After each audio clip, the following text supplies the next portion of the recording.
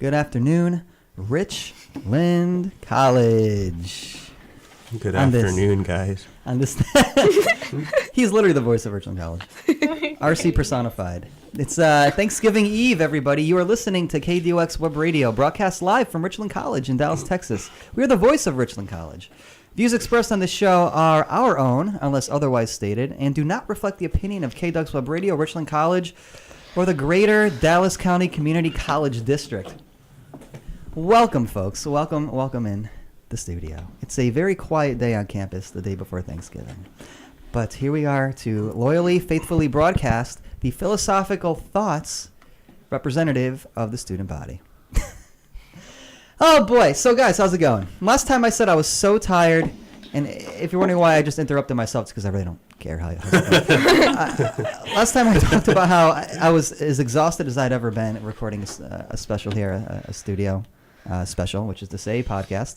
And I think I'm topping it this afternoon in terms of exhaustion.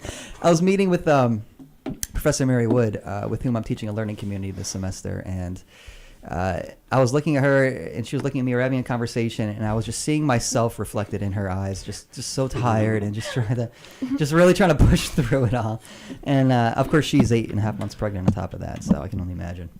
But guys, this is a fun episode. I like the collection we have here. We have a return guest, although you wouldn't know it for reasons we'll get into, and of course we have a brand new guest, and then we have some of the stalwarts here. So let's do our thing. Let's do introductions. We'll start in the far end. Hi, my name is Princess Bellen from Beauty and the Beast. I know everyone knows me. You're my favorite princess. Thank you. I'm everyone's favorite princess. Oh, never mind. I take it back. I can't take it back. The Bella of the ball.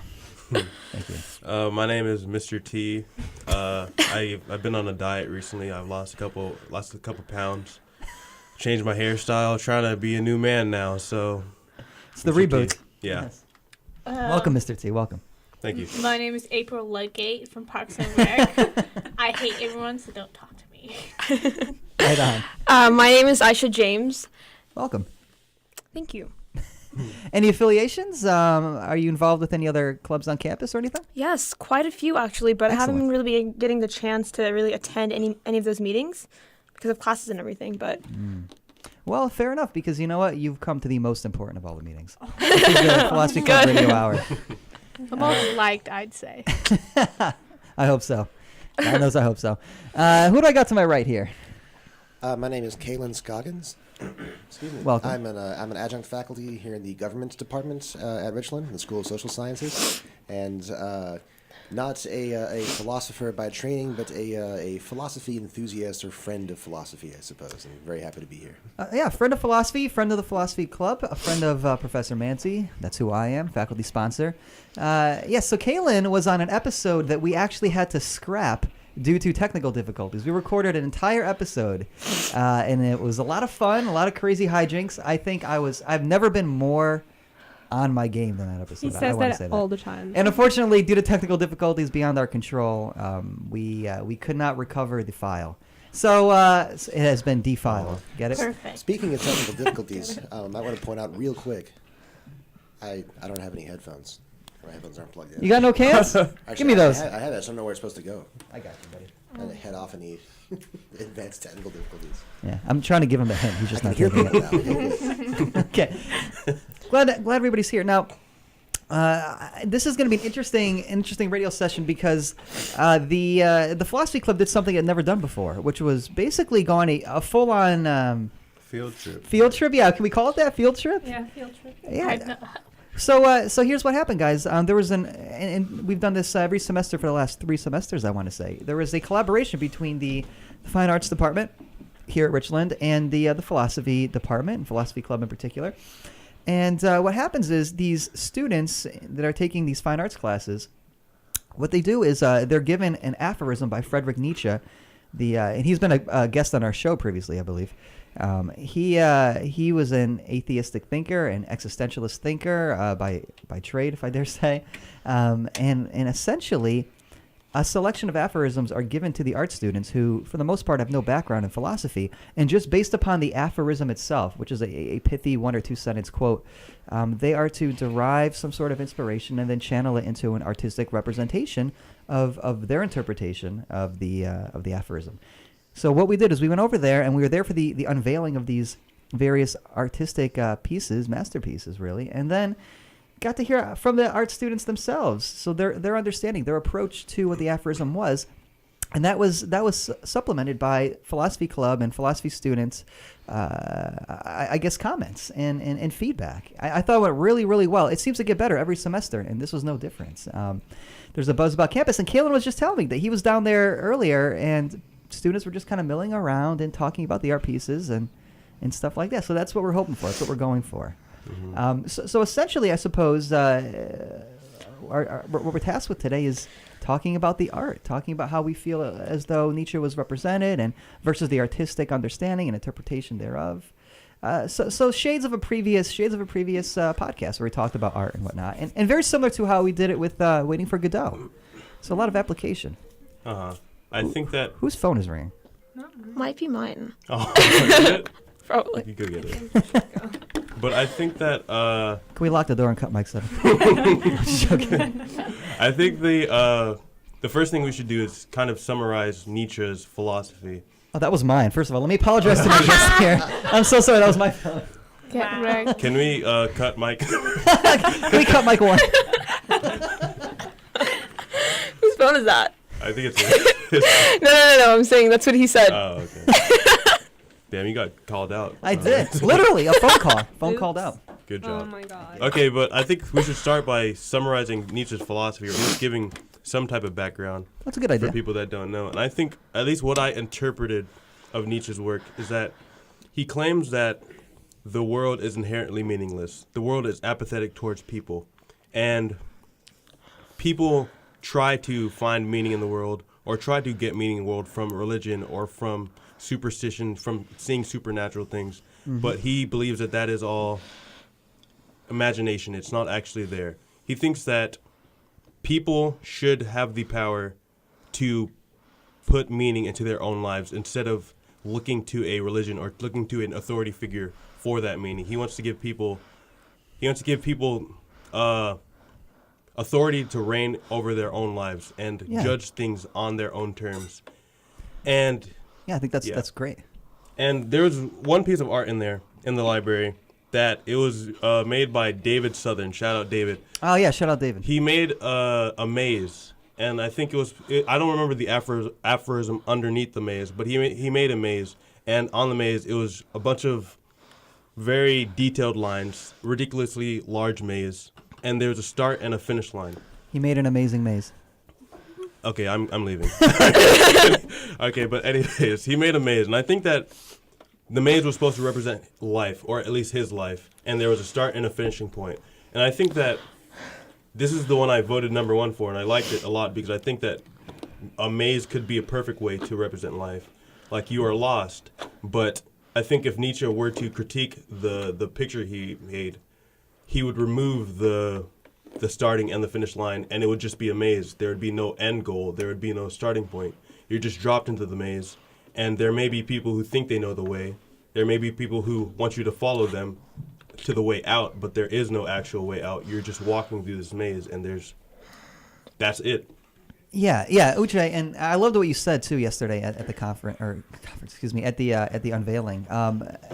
So because I want to build on that, especially when you said yesterday that again, there doesn't seem to be inherently any sort of goal to get out of the maze, so to speak, for somebody like Nietzsche. That again, if you consider all understanding to be interpretation, and everything becomes rendered, I guess, interpretive or hermeneutic by its very nature, then yeah, it seems as though life itself is in a certain sense, open for you to carve out new paths and to make your own way through existence itself. But in reality, there is no final point or beginning point to meaning, other than, again, the self and I guess our freedom to accept or reject certain pre-established meanings or ways of life, like you're saying.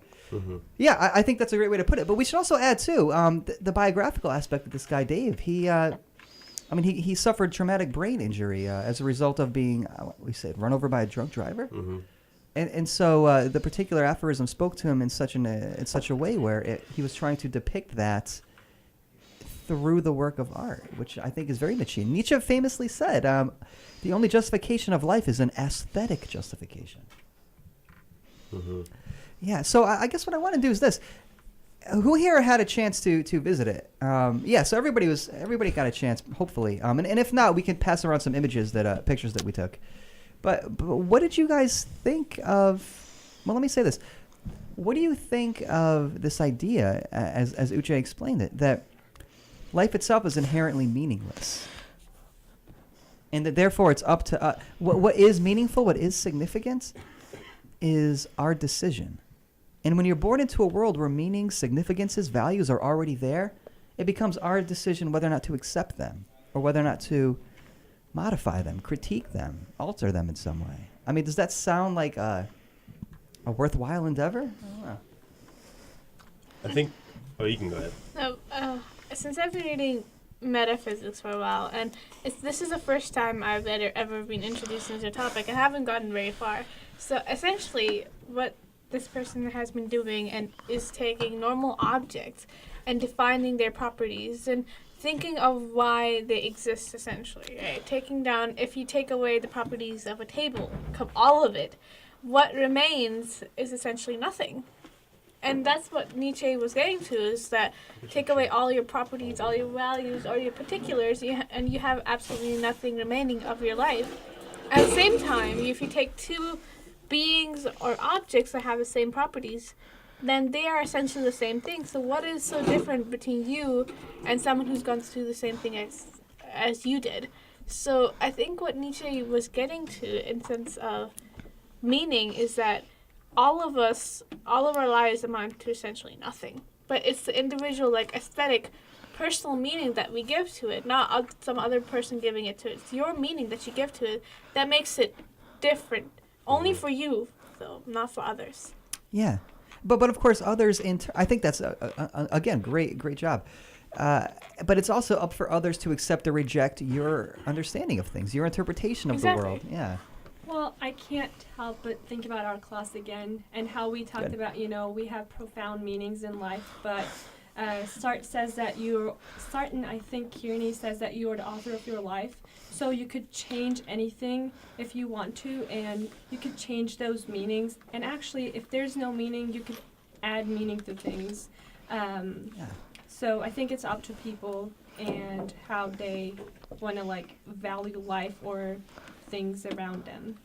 And you could, I think, you could make things valuable or meaningful to you. Yeah, I think that's the takeaway, is that nothing has any inherent value for somebody like Nietzsche, and this is a calling card for the existentialists. Value, meaning, significance, whatever we want to call it, it's interpretive. It's we are the sources thereof, and we are free to determine the value of something relative to our projects or life goals. That's why I thought Nietzsche was such the perfect philosopher for this kind of idea of representing philosophical thought, because he's considered to be the philosopher poet par exemplar. Nietzsche approaches philosophy in a very playful way, in a very artistic or poetic way. And so it does make sense to me that his understanding of again, looking at something and trying to glean it from a variety of perspectives is so very helpful. Without Nietzsche, we wouldn't have a loss of innocence class, because he inspired all those people, Heidegger, Sartre, Ricoeur. You don't have to raise your hand. You can speak right in. Oh, I was just stretching. But I guess kind of my question is kind of like Uche was saying about the whole maze thing. There's a starting point and an end point. Yeah. So if there's a starting point and end point, why can't religion be that starting point and end point? I think that religion tries to claim that they know the starting point and end point, but I think the maze is the maze. I think that the maze, there is no starting point and end point, but religion tries to say that this is the starting point and that this is the end point. Like, if we really are living in this maze, then there would be a person in this maze who says, I've seen the outside, I know the end. Mm-hmm. And they gather all these people, and they have these people walk with them, and they just keep walking, and keep walking, and keep walking, and keep walking, hoping to see the end, but they don't know what the end looks like, and the end never comes. So are you kind of like saying that that's what religion is like. But then if we don't really know where the starting point is and where the end point is, then aren't we just kind of lost? Yeah, I think that's what Nietzsche says, that we is are what lost. Yeah, that's what Nietzsche's saying. But we have the power to find ourselves, so to speak, by we have making the power ourselves. to say where we want the end to be, where we want to be in the maze.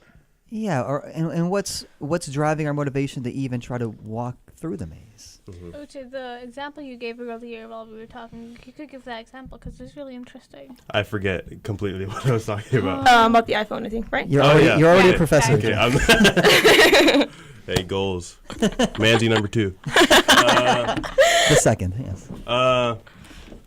So another thing Nietzsche disliked about religion was that he felt, or at least I think, that he felt that if a person had religion, that they would throw away their potential in this life because they believe that they're going to have eternal happiness in the afterlife. Is that grounded? Is that true? Yeah, well, any sort of presentation of what is and is not valuable inherently is lacking insofar as you're measuring values on this earth or this life or this plane relative to some higher, presumably more perfect or just absolutely perfect plane. And so by comparison, inevitably, this life looks less valuable. And so you're going to treat it as less valuable. Yeah, so I had the comparison. Whenever I talked about Nietzsche a lot, and I made a comparison, it's like, say a person is given an iPhone 5, but they're told, if you break this iPhone 5, you'll get an iPhone X right after. They're not gonna give a damn about the iPhone 5 because they have a promise of a better phone right after. But if you're given an iPhone 5 and you're told this is the only phone you're gonna have for the rest of your life, once it breaks, it's gone completely. You're gonna hold that phone, you're gonna cherish it, and you will not play with it. It's a serious item like that. So if you compare it to your life in an afterlife, if you have the promise of an afterlife, it's likely that you will see that this life doesn't matter as much because there could be a promise of an even better life afterwards. Yeah, exactly. Right. And even pushing on that, just to really to put a bow on it, it's especially if you think that this life is something like a test for another life, you will live it a very particular way and think that it's dare we say sinful or just flat out wrong to even consider living it in any alternative way. So it's like you have this iPhone 5, and if you think the only way you'll get the i10 or whatever it is if you treat the iPhone 5 in only this way, and you only use it for these things, and you only take care of it to this extent, it's going to limit the potential for what you could do with that iPhone 5. But here's the thing: if all you have is the i5, you're going to try to really get the most out of it. This is I'm really paraphrasing here, but I think it's on point, and it builds on what Uche is saying, that if this is all there is, you're going to try to get as much as you can out of it, and you're going to see it for its richness, not for what it lacks relative to some sort of paradise.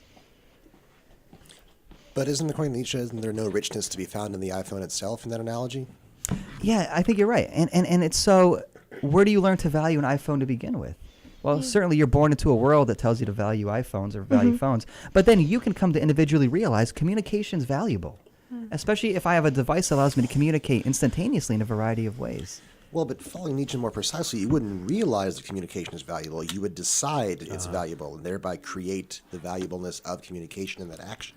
That's right? true. Or discovery. I mean, when I say realize, I mean you come to an understanding that for my project and what I think is interesting, communication plays a key role. And so you work towards it, I think.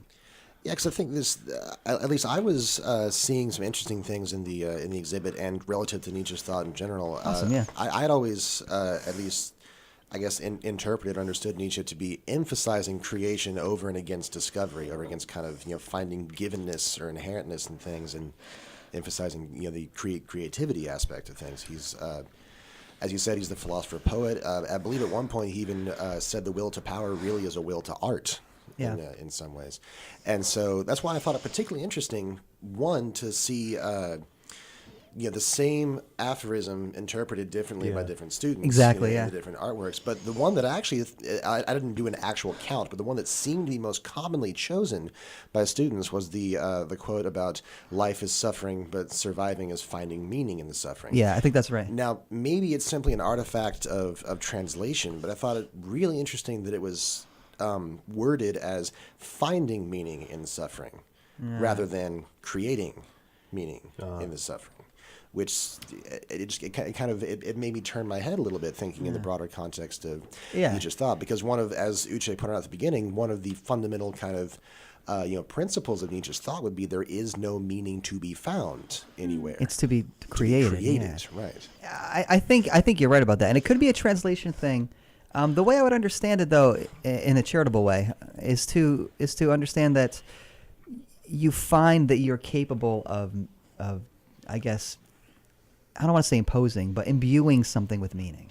So it's not so much that you find meaning; it's you find or you discover that you are that source of meaning. But again, that's kind of a stretch, because I think your point is spot on. Because Nietzsche would never say the facts are evidence, but what they mean to you is up for interpretation. So you do discover something like, there is such a thing as communication, but what that means to you, it varies. Oh gosh. Sorry, I feel like we needed that. That was beautiful. Thank you. The best thing said all day. It's the best thing it's the best contribution I've ever had on this podcast. So what about you? I mean, were there any eye-catching pieces or anything like eye-catching aphorisms? My favorite one that I think won was the Thin Fans. His quote was, madness is rare in individuals, but a rule in groups of government, ages, and people. That was also my favorite. Oh, no kidding. Yeah. His drawing, his charcoal drawing was just absolutely breathtaking, because you see this amalgam of human bodies and just hints of eyes and ears and mouths and noses and this splaying body and this like covering each other, and there's no hair or no features, just black charcoal scribbled all over, and it gives such sense of madness to the drawing itself that I could tell that he really put thought into it, because the quote and the drawing worked so well together, because you would look at the drawing and you'd think like, this is madness, and that's what the quote was, essentially. Yeah, especially the covering over of the various five senses. Yeah. I thought that was great. Mm-hmm. That was amazing. Yeah. That was one of my personal favorites as well. Yeah, my favorite was that too. And also, just to plug it here, you can vote on what your favorites are, especially if you're taking a philosophy class this semester. I have ballots. I have them on me, in fact. You go down there and you vote and you return them to your philosophy professor, or maybe leave them with the librarian. They'll collect them. And, to kind of give a little boost. What did you think about the various exhibits? Because here's something I was wondering. Do you think that there are certain modes of artistic representation that lend themselves to presenting a certain kind of, I'll say, existential truth better than others? Yes. I noticed the recurring use of the visual element of fire and smoke and flame. I noticed that as well, Cliff, yeah. To say that life is fleeting is what I got from it, is that we're all trying to keep our there were several artworks that had that depicted living bodies as fire that were gathering around each other to sustain, but yeah, that seemed to be a popular imagery, but and I think, you can understand sort of why people would oh my God, who is that? Oh my God. Mario. Wow, we've got an old officer returning. You got him, Uche? Thanks. We got last semester's treasurer returning. No, wait, I'm sorry, last semester's secretary returning. Current UNT philosophy major, Mario. Hey, what's up, bud? I was going to come early, but I had a traffic going through. So that's okay. I'm glad you made it, man. Yeah, we'll set you up here. Mario was famous Mario you always talk It about? is, yeah. This is the original Brian. Oh, okay. He's Richland Socrates, we used to call him. Welcome back, man. Good to see you. That's hilarious. So anyways, Mario, we're talking about works of art that are currently being displayed in the basement of the library, Lago Vista Gallery. And just kind of commenting on them and the nature of art and Friedrich Nietzsche's philosophy as it applies there too. So guys, I'll say this. I think it's awesome that there are different ways of approaching these sorts of aphorisms through a visual representation of a variety of sorts. So again, you had the drawing, then you had the painting, and then of course you had the what would you call that? Collage, like quilting. Oh yeah, you had that collage. Yeah, that was a cool one too. I really like that one too. Yeah, the newspaper article clippings, serial killer style, Kalen style.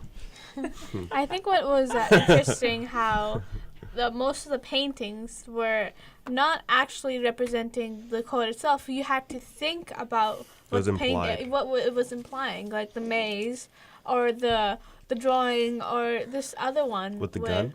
The Noah's Ark one. It was just like flood everywhere and this Noah's Ark there and Mount Ararat in the background, right? Mm-hmm.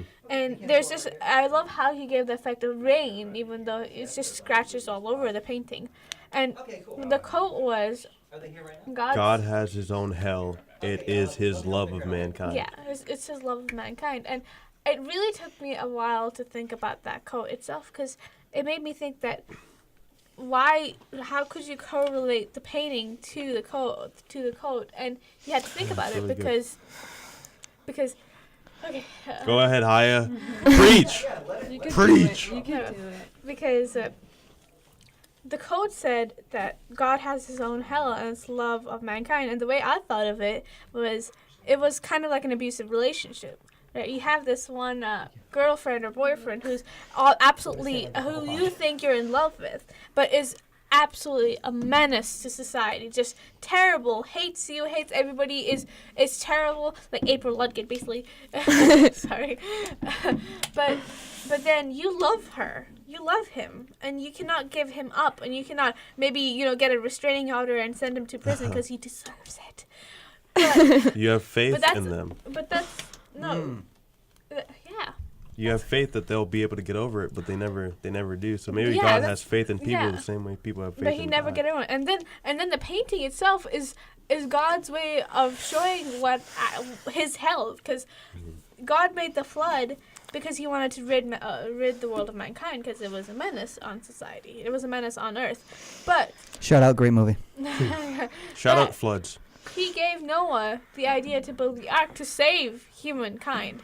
It was his weakness. It was his love of mankind that made him do that. And that's how I love the painting and the quote so much. Because it's something you have to think about and correlate together. You have to find meaning in it, like all Nietzsche says. Yeah, and I think that's also I love. Thank you for sharing that. I mean, that's the kind of reception that we're hoping for with this collaboration. I should also mention that for Nietzsche, he's trying to say that anytime you love, you'll experience pain, and so the only way something like God, who's omnipotent, omniscient, omnipresent, all powerful, the only reason why he experiences pain is because he loves.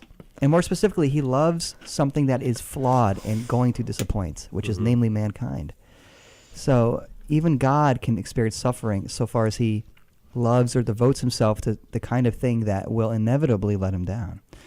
That's all tongue-in-cheek, of course, because Nietzsche doesn't believe in God. Mm-hmm.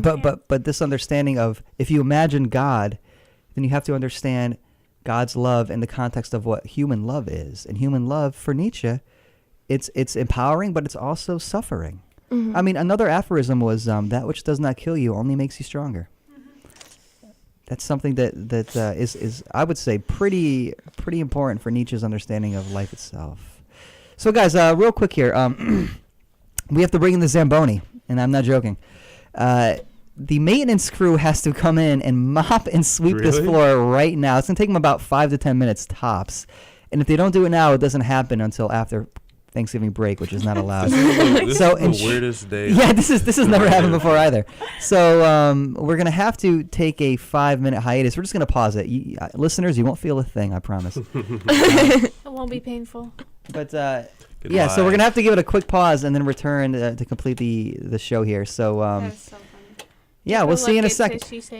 Dudes. Well, everybody, look at how you're looking right now, and just hold that pose for like 3 seconds, and then we'll try to replicate that pose when we come back, so the listeners will have no idea, other than the fact that I'm saying it out loud right now. Welcome back, ladies and gentlemen. We are live here in the studio.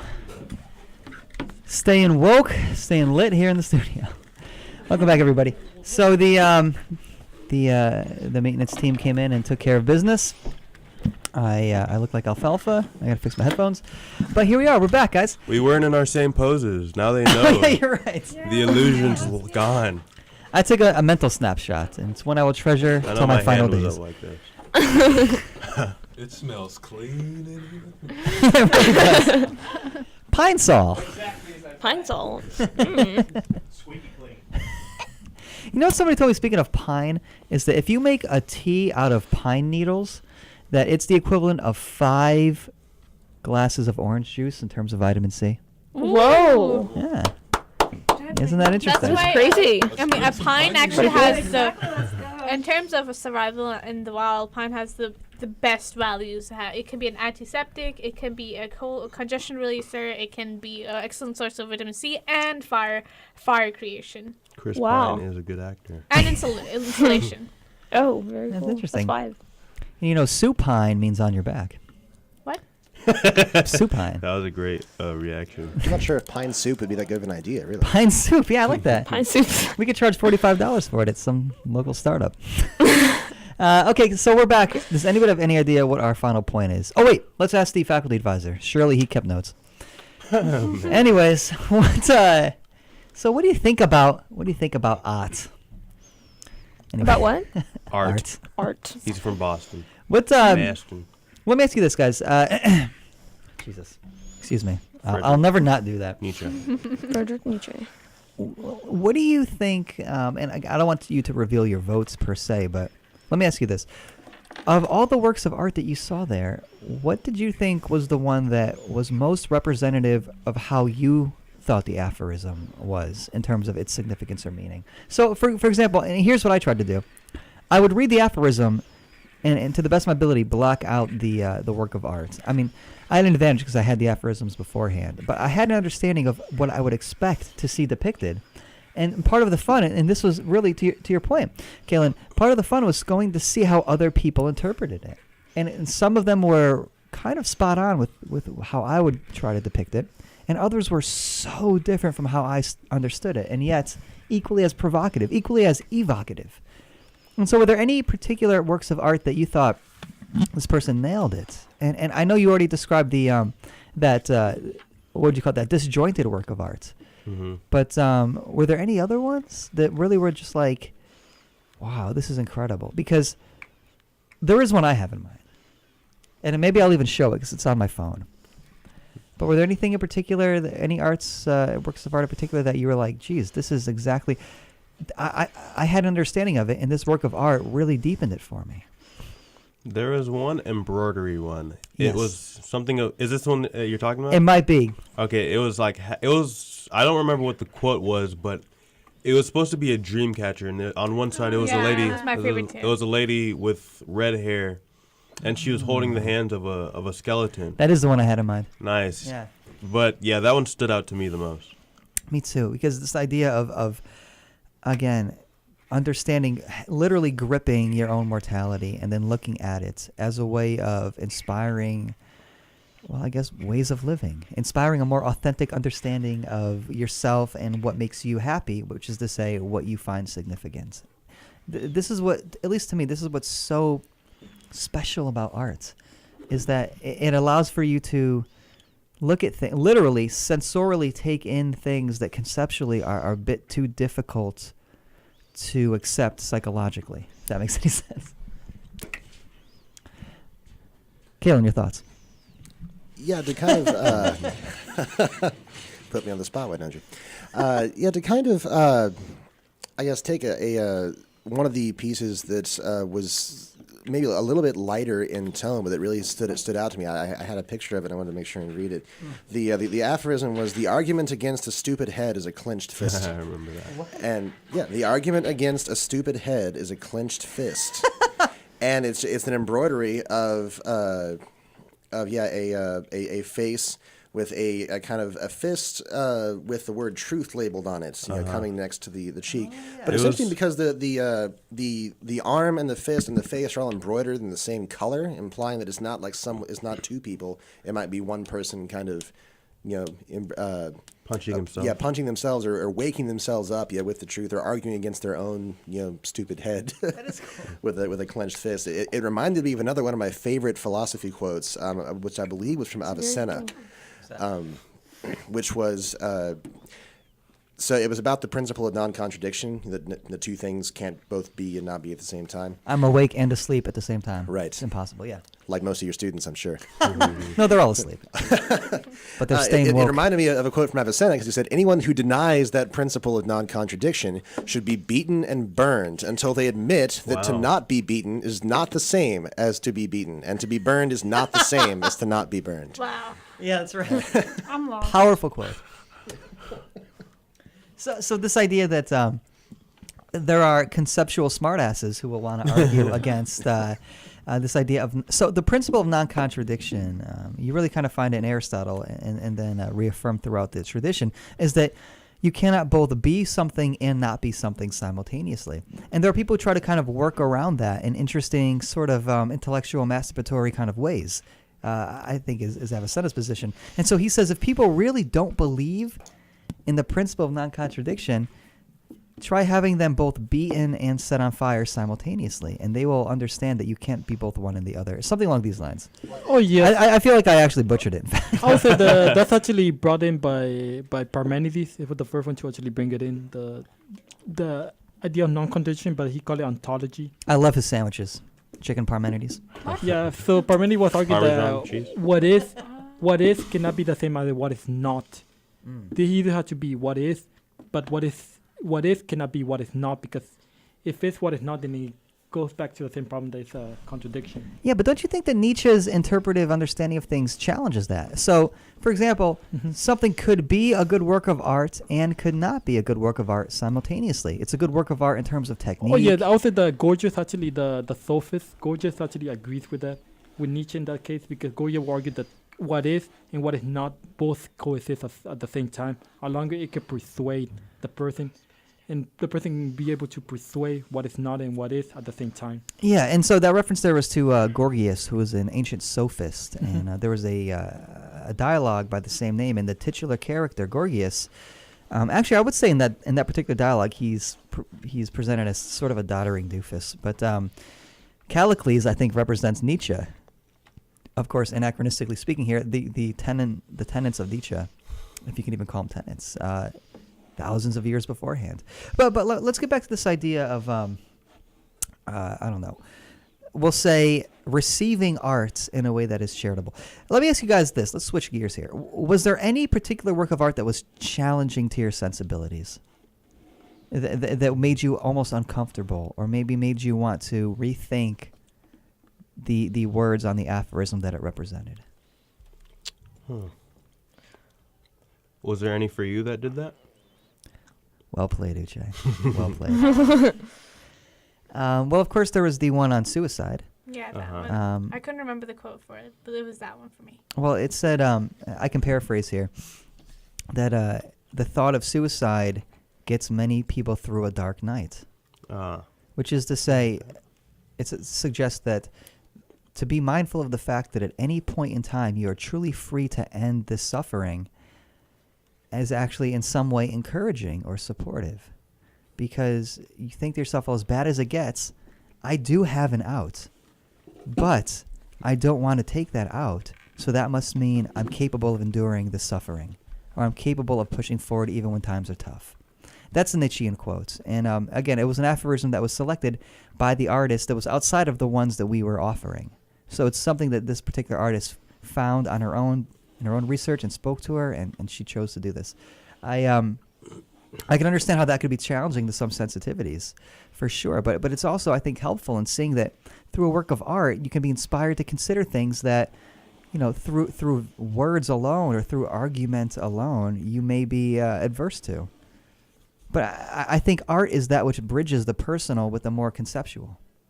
Mm-hmm. And if Nietzsche's aphorisms are themselves, being existential, very much personal and individual, art only helps you come to this sort of consideration. The considerations that are being offered up to you in the aphorisms, and then thereby through the works of art. I mean, what I'm trying to say is this. If you go down to the basement of the library right now, you are going to see student representations of existential truths that are considered very difficult to swallow. But nonetheless, for that very reason, I would say quite valuable. And that's a special thing that you really can't find on really any other campus, I would say, in the district.